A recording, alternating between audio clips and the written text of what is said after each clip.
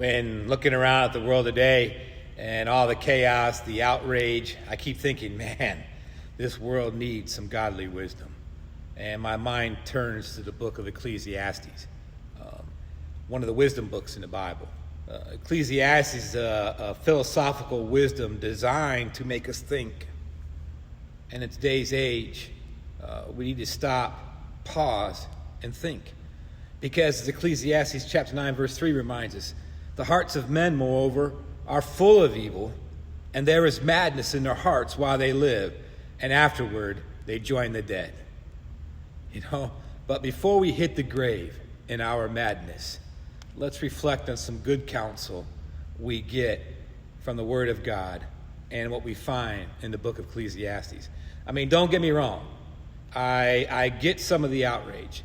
Events in this world are full of injustice. There is downright corruption in this world. It is full of lies. There's lots of hate all to go around. I don't care who you are. But there is falsehood in hoping in mankind to reach some sort of utopia.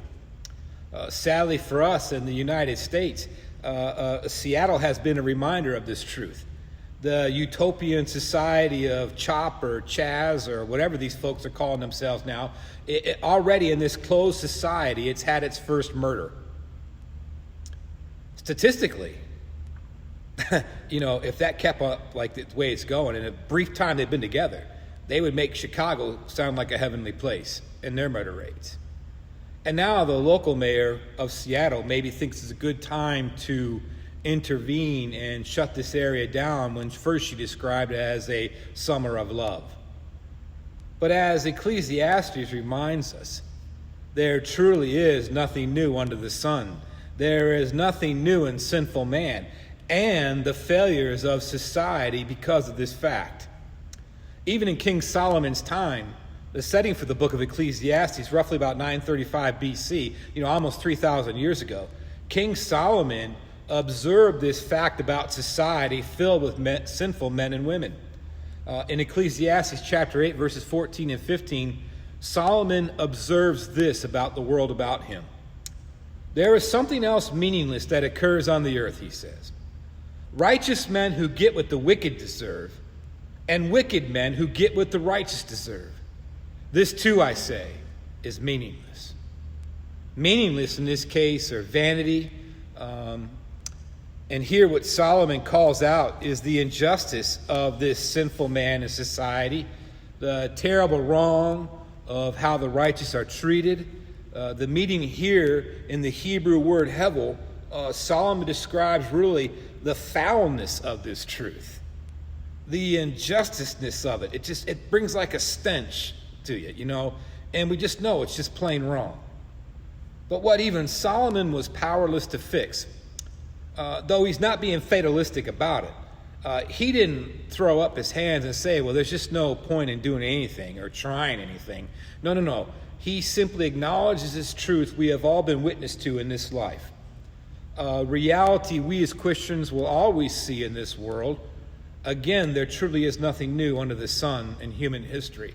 Injustice, corruption, hate, rage, murder, wars, whatever the case may be, sickness.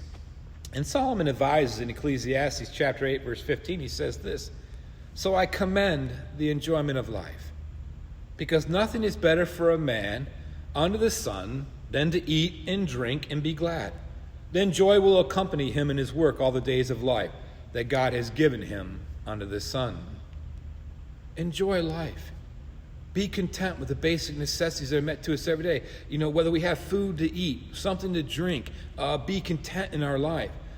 Remind yourself of the blessings that God has given you, your family, your home, those whom you deeply love, your job, your abilities, your gifts, and find joy, because it really is there. It does not escape you, Christian, and life is here for you to enjoy, even in the madness of a society filled with sinful men and women. That's a real truth. And instead of fixing the world's problems, though I wish we could, here is something that we all can control. And collectively, I can see if we're all living with this type of knowledge, in a peace and contentment with the blessings that God has given us and enjoying life, that this world truly could be a better place. And in the end, the Bible reminds us, and here in Ecclesiastes chapter 9, verse 2, the word reminds us, all share a common destiny. The righteous and the wicked, the good and the bad. We all share a common destiny, and that is physical death, barring Christ's return. And as Solomon concludes, after looking at all the life around him, in his pursuit of understanding of this life, in his pursuit of wisdom, despite the chaos, despite the injustice, despite all the things he saw as the king of Israel, he realized this truth, and he summarizes it brilliantly this way in chapter 12 and verses 13 to 14. Now all has been heard, and here is the conclusion of the matter. Fear God and keep his commandments, for this is the whole duty of man. For God will bring every deed into judgment, including every hidden thing, whether it is good or evil. See, it is our duty to turn towards God. It is our duty to seek wisdom and live accordingly, because all else truly is meaningless, a chasing after the wind, a thing of frustration and despair. But in God, there is life, hope, and peace if we're pursuing true wisdom.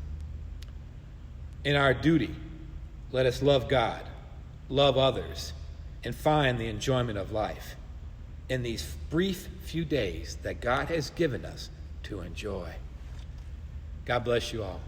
I hope you have a great week.